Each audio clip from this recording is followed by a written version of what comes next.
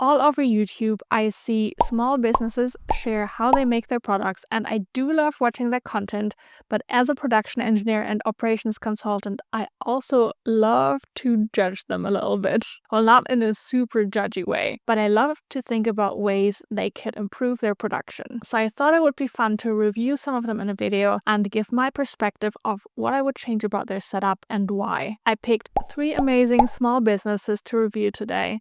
And by the way, no shame to these businesses, because it's not like large companies do this any better. In fact, I've been to a lot of factories and most of them have far bigger problems than these setups. I just feel compelled to optimize every process I find. And if you yourself run a business that makes physical products, this video might give you some inspiration for your own process. So let's review some businesses. The first small business I want to look at makes t-shirts with different prints on them. So let's first understand the production process and then see how we can improve it. So she puts down a t-shirt, places some kind of plate inside, and places the stencil with the design on it, adds the paint here, spreads it with a tool,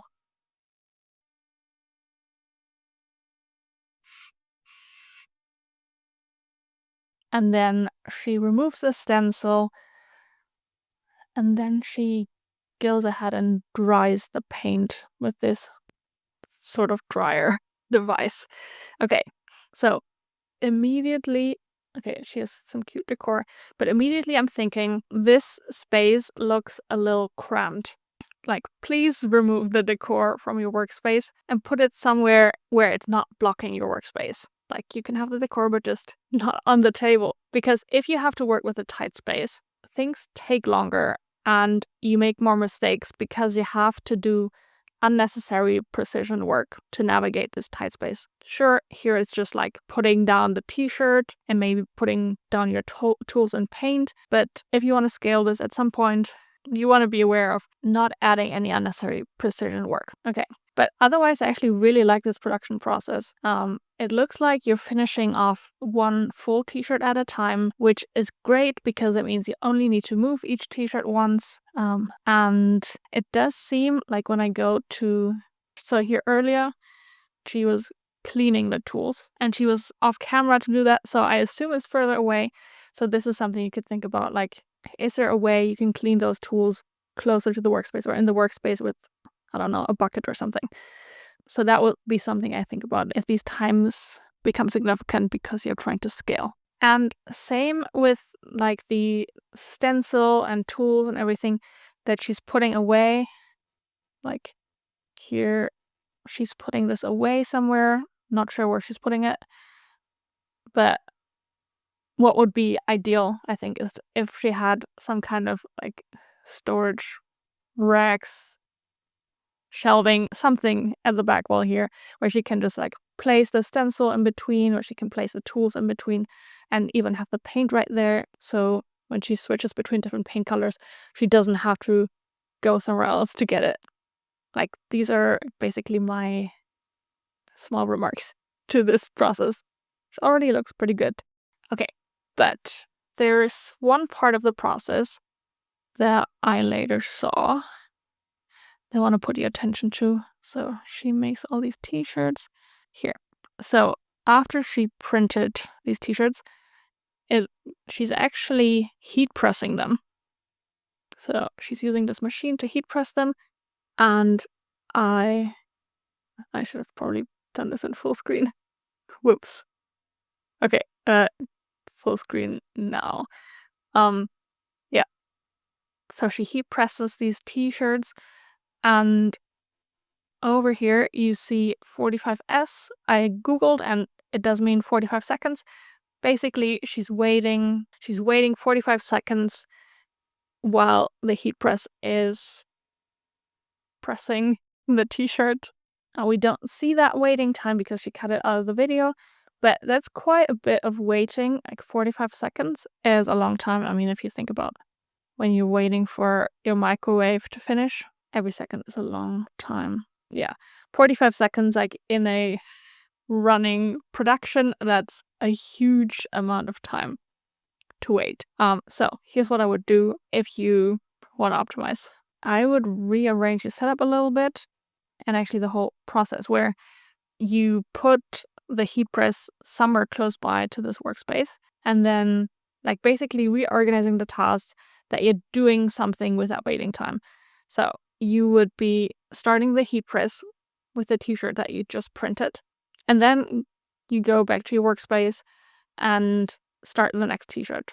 You print it, dry it, and then during that time, the heat press finishes the next shirt, and it can wait. Like, you don't need to be ready when the heat press is ready, because as I saw, this heat press just opens automatically, and I assume it is then off.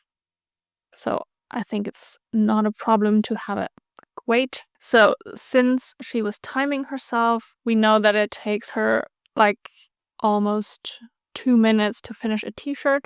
So it does take longer to print and dry the shirt, only 45 seconds for the heat press. But if you were doing it at the same time, then you can basically get the whole shirt done in 3 minutes, quite quick. I mean, now you can make hundreds and hundreds of t-shirts a day. Okay, actually, curious. Assuming, so you could make 20 shirts in an hour, probably need to give you a little bit of break time, and you're not gonna be doing this straight for like 8 hours, but you can make 160 t-shirts in 8 hours if you're really doing this bam, bam, bam, back to back.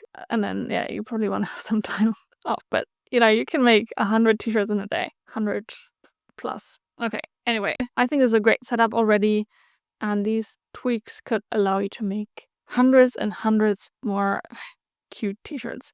So next one, this business is making scrunchies. And let's again first understand the full production process. And I'm gonna skip in between a little bit. But yeah, here she's cutting the fabric pieces. She's sewing the scrunchies.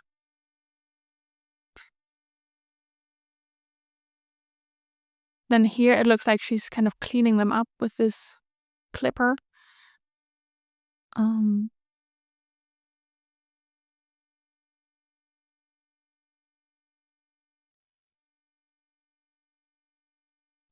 then here she's preparing them for packaging by attaching them to this cardboard strip.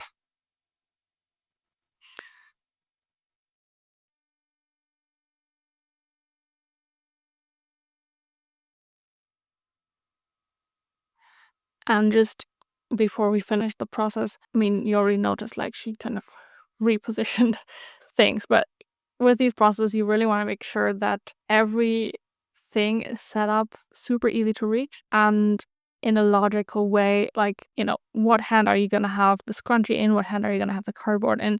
That makes it really natural that you don't have to switch, which I feel like it looks a little bit awkward sometimes where she's grabbing them with her right hand, even though it's positioned on the left. So I would put it on the right.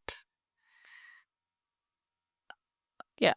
And for this, it just helps to kind of slow down, film yourself doing the process, and then look at what is a natural way for you to do this. But let's not get too hung up on this. So she is doing that, and I'm just gonna skip forward a little bit, because here the next thing she does is she puts these into a plastic bag. Okay, yeah, so she puts a bunch of them into plastic bags. And then she attaches this sticker to them to close them. And this I immediately don't like. Well, I love the workspace. It seems like she's outside here. Really nice. But I don't like that she's touching these scrunchies twice. First to put them into the bag, putting the bag away, then grabbing the bag again, putting the label on. Why? Just do it right away. Now, for some reason, it feels more efficient to like do the same action over and over and over again, and then do the same different action over and over. But you need to account for the moving of your product, of the scrunchie. So I would put it into the bag, and then you need to have a way where you can grab the label with one hand. Ideally, like some kind of like tape roller sort of thing, where you just pull it off. But I guess she's also doing this. Yeah, okay. So I think this is probably why, like, she first takes the tape and then folds the bag. But even if she has to use both hands with the tape, I would rather have her put it in, put it down, grab the tape, fold it, and then place the tape, and then this is done. She doesn't have to like set it down away, get it again to put the tape. Okay, I hope this makes sense. Okay, and then finally, and this is again drives me nuts. So right here, she gets a bag to package the shipment, and she puts all of these scrunchies in there. And why not just put the bag over here as you're making these, and then when you have placed the tape, bam, just drop it into the bag. That would be a more ideal setup where you're not touching these scrunchies over and over and over. You know, like, don't want to be too strict because clearly this is a very small business doing this as a one person. Like, I'm not expecting these processes to be optimized. I just want to help you because, I mean, your time is super valuable if you're running a small business as one person.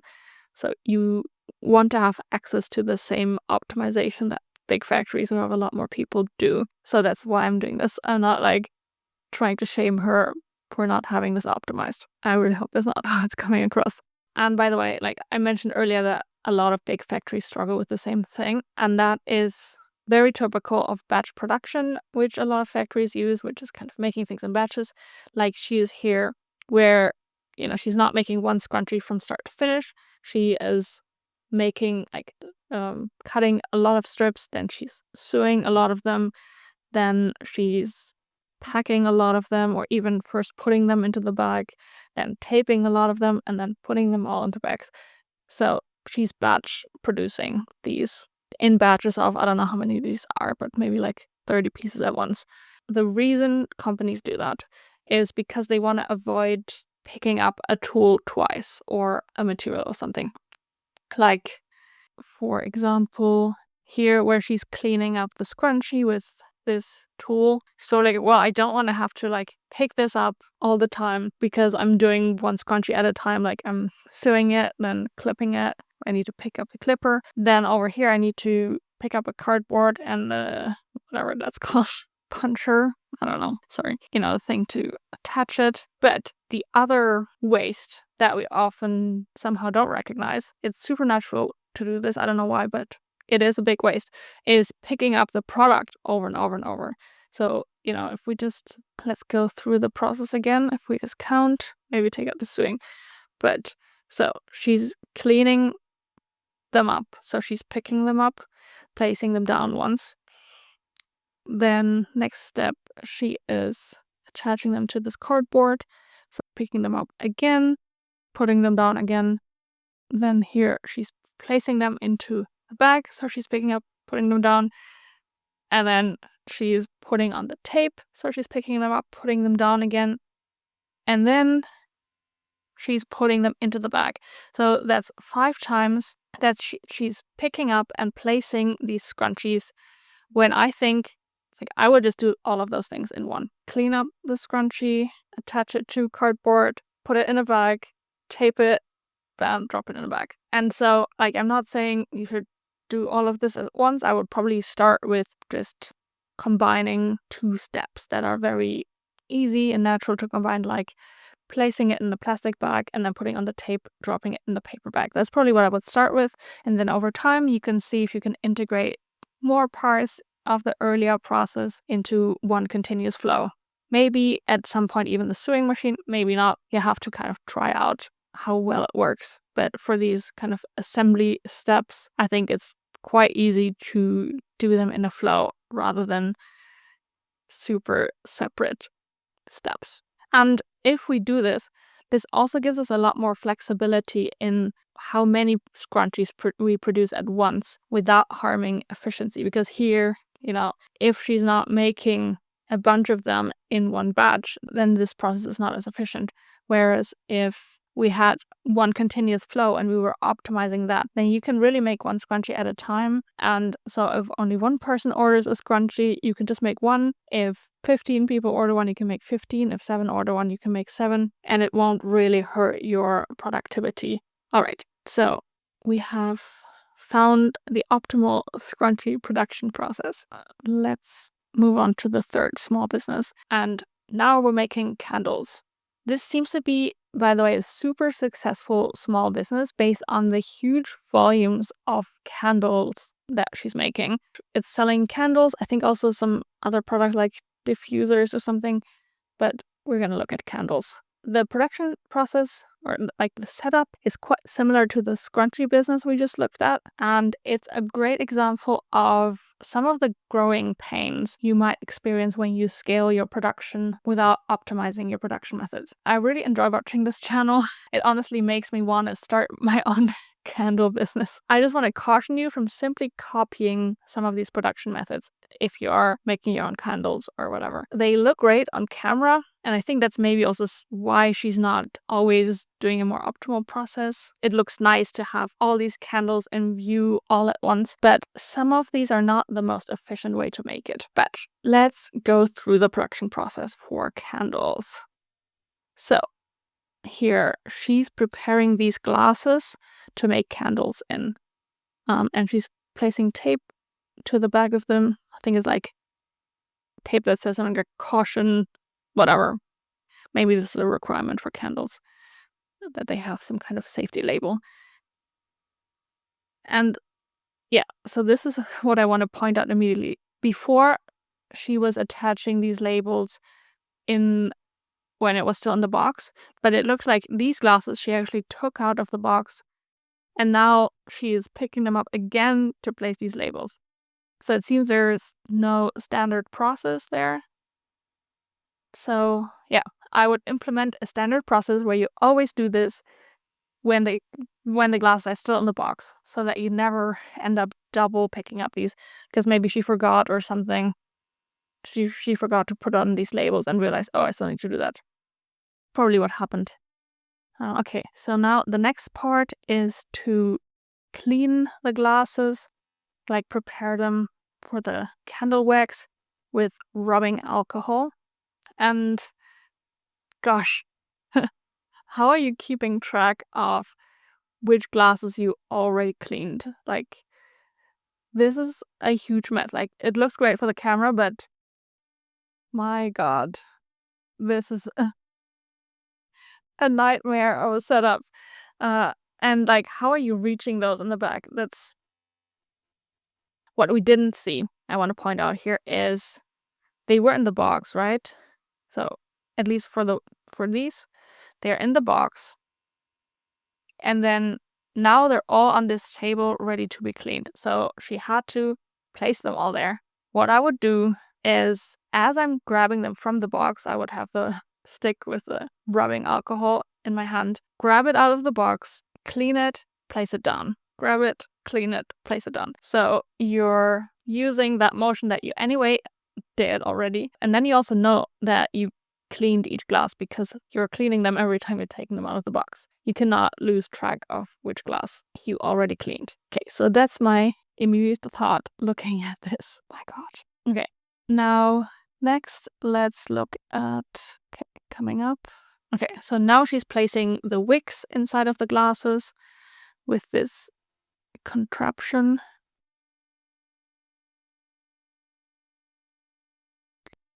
And again, you have the same struggle there. It's very difficult to access the ones in the back. And I'm not sure if she even does them here. No, so the clip ends there. So actually, what I would probably do is, assuming this is technically possible, after we cleaned it with the rubbing alcohol, we set it down and just immediately put in a wick and then push it, or like put it into the position where it's going to be filled. Now maybe the rubbing alcohol first needs to evaporate before you can place a wick. I don't know. In that case, maybe you need to have a little buffer of glasses that are currently evaporating. Maybe you need to do that, but I mean, it should evaporate pretty quickly. So I'm just gonna assume this is possible. And so this way, the glass that you have is always going to be in reach for you super easily right there. And then you can even push it to the back to fill out the whole table, and you don't have this kind of reach problem anymore. Now let's look at the filling process. And she actually did not film the filling process for these candles. So let's look at these other candles instead that she does show the filling process for. And she's filling all of these candles at the same time, which does make sense because I assume that you don't have a lot of time to fill this wax once you heat it up. Like, you heat it up in a big container and then you just have to fill the whole volume of the container at once.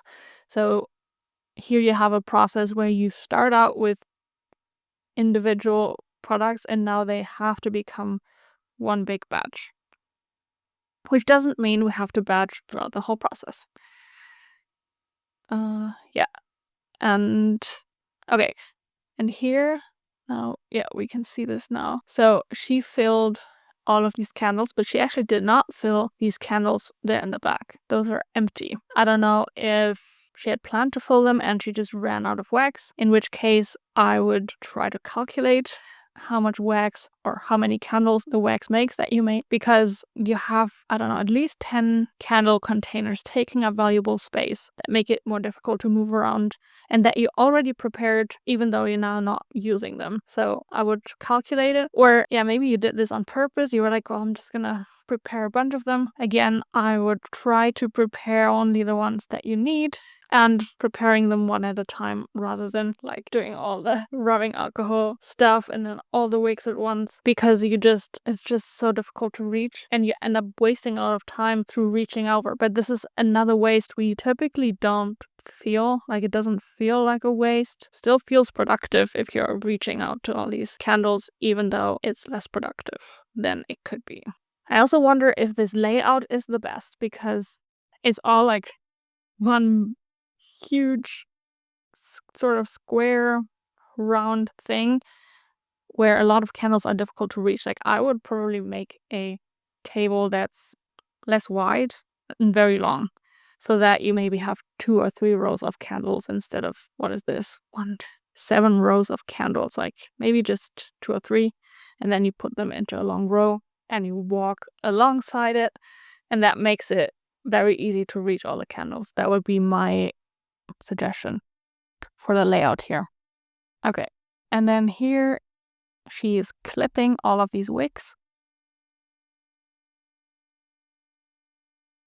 Oh yeah, and here you can also see that she almost clipped a wick of a container that was empty, like right here.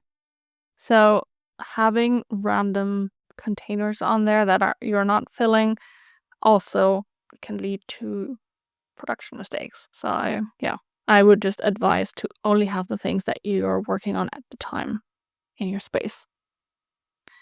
But what I actually want to point out is the next step that happens.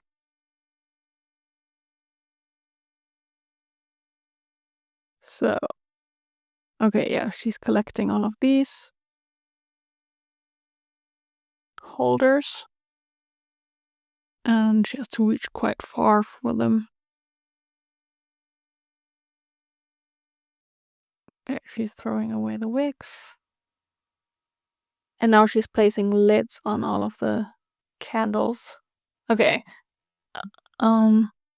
My suggestion here, and probably gonna kind of repeat myself, but I would, when the candles are done and set and whatever, the wax is hard, grab the candle, cut the wick, take off the wick holder, and then put on the cap.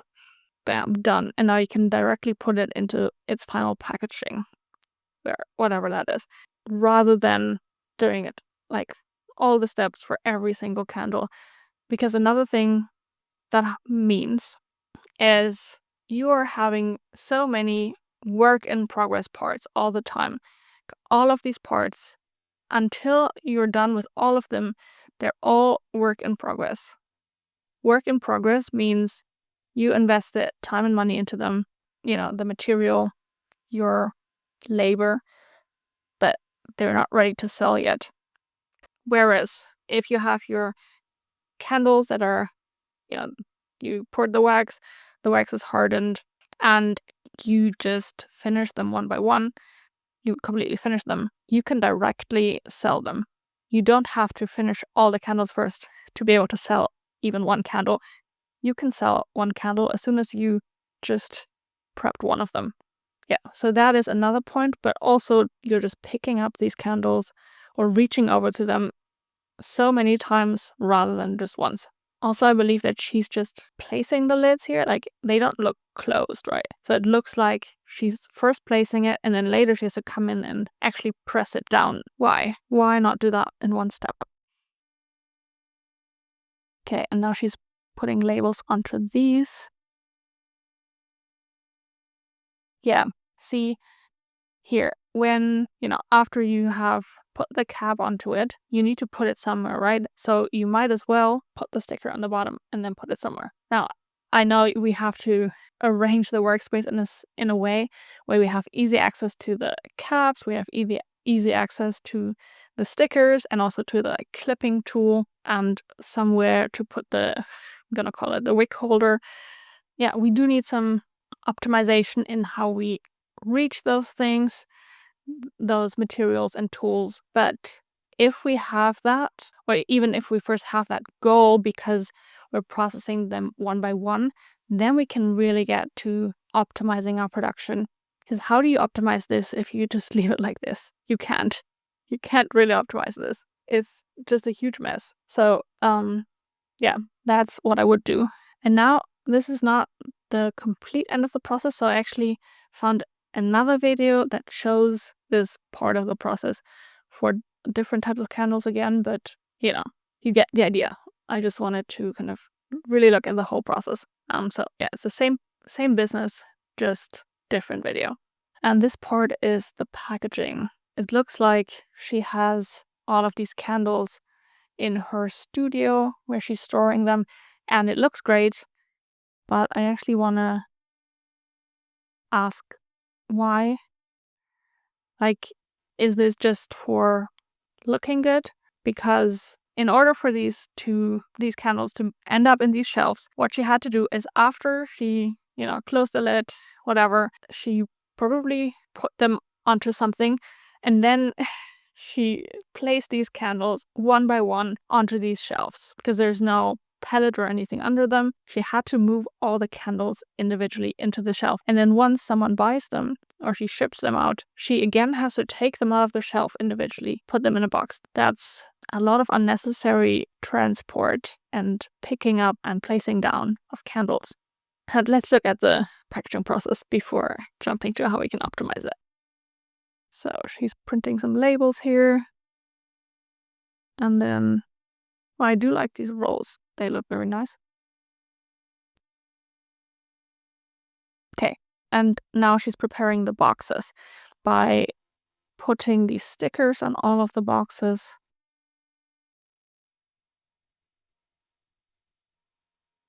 Yeah, and again, she works in batches, placing all of these stickers. So now she's done with those stickers. And now she's adding another sticker to each box. Okay. Okay, let's skip ahead a bit. Okay, now she had placed these 2 stickers and she's folding the boxes. All of the boxes at once.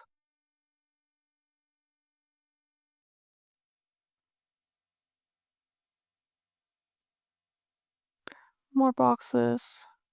Okay, and then she said that she had pre-cut this roll in advance to wrap the candles in for protection.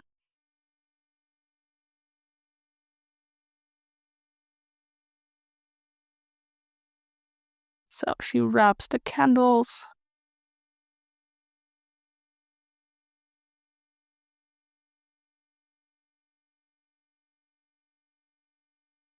She's wrapping the candles and then placing them down randomly.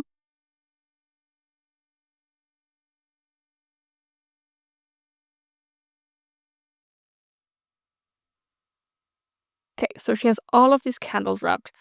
And then, okay, where did this happen? I don't know, but she has all these candles wrapped and then she puts them into these boxes. Maybe we see one happening. Guess not. Okay, so she must have, in between this, she must have taken all the candles and put them into the boxes, but the boxes are still open. So she puts them into the box, leaves the box open, and then now she closes all of the boxes all at once. Now, I'm gonna give her the benefit of the doubt and say she's doing this for the video to make the process really clear or to make it look good because she's doing it a bunch of times for all the candles. But come on, this is not efficient. I mean, let's talk through this. She had just folded all of those boxes. Now she's wrapping the candles, placing them there, and then again she needs to pick up the candles to put them into the boxes. Why not just put them in there directly? I don't get it. So, okay, and now she's putting us all into this box. And she actually wrote somewhere in the notes that she kind of gets through these mundane tasks. I think it's over here. She gets through these mundane tasks while watching TV and catching up on her shows. But you're making them more mundane than they need to be because you're really doing one minuscule task at a time over and over and over and over again, and then you're moving on to the next one. Like, yes, this sucks. This is not going to be fun. So, my proposal is a process that gives you more variation and is more efficient because you're not touching every product a million times. Okay, not a million times, but like 20 times you're probably touching each product. So, here's what I want you to do. You have a box preparation process, you have a candle preparation process, and one of them needs to include putting the candle into the box and putting the box into the final thing. Don't care which way you do it. You can try out both, what works in your workspace. But, like, I want you to prepare one box at a time. Sticker, fold it. I think that's it. So, if you're integrating the packaging into the box process, you're doing sticker, fold the box, place a candle inside, close the box, put it into its final shipping box. Bam, done. Only touching the box once. Next box. And with the candle, at the end of the process, I want you to include wrapping the candle in this weird cardboard thing.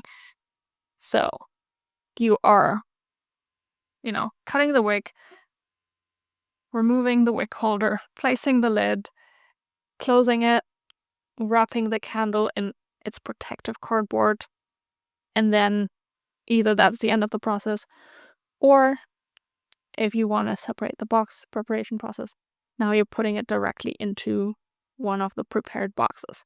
Or if you have a second person working there with you, one person can be preparing the boxes while you are putting the candles into the boxes. This could become a super efficient production line, honestly. And, you're making 400 candles at a time. So you're not too far away from really having to hustle if you keep doing it like this. Or you could optimize the production a little bit to make it more fun and more easy. And I don't know. I'm ranting. Yeah, sorry for ranting, but it just gets me. Okay, now, whatever you do, I don't want you to take my word for it. Try it out. Figure out different setups. Try it out not just once, but I guess in this case I would say try it on at least 100 candles, whatever you want to change. Time it and then see which option, ideally film it, see which option is faster. And also, if you see any reasons why one might not be faster, like maybe you can smoothen those out. You can make those smoother first, like optimize the different processes to all give them a fair chance, and then pick the most efficient one. And I'm gonna bet it's not this. This is not gonna be the most efficient process. Nah. Again, no shame because big factories do this at least as much, if not more. And I really love watching it. I really love watching the content. And the products also look really awesome. Just do a couple of tweaks, please. Don't. Just because you're processing a lot of products at once does not necessarily make it more efficient. It's really a case-by-case kind of thing. I know it feels efficient, but it still doesn't make it efficient. Okay, that was my rant. So there you have it. Let me know if there are any specific workspaces you would like me to review in the future, or if you have any things I missed in how to optimize these processes. Now, while I'm assessing these workspaces, I actually mentally go through a checklist of what makes a good production workspace. If you want to have the full list so that you can improve your own workspace, I go through that whole checklist in this video right here. Okay, bye.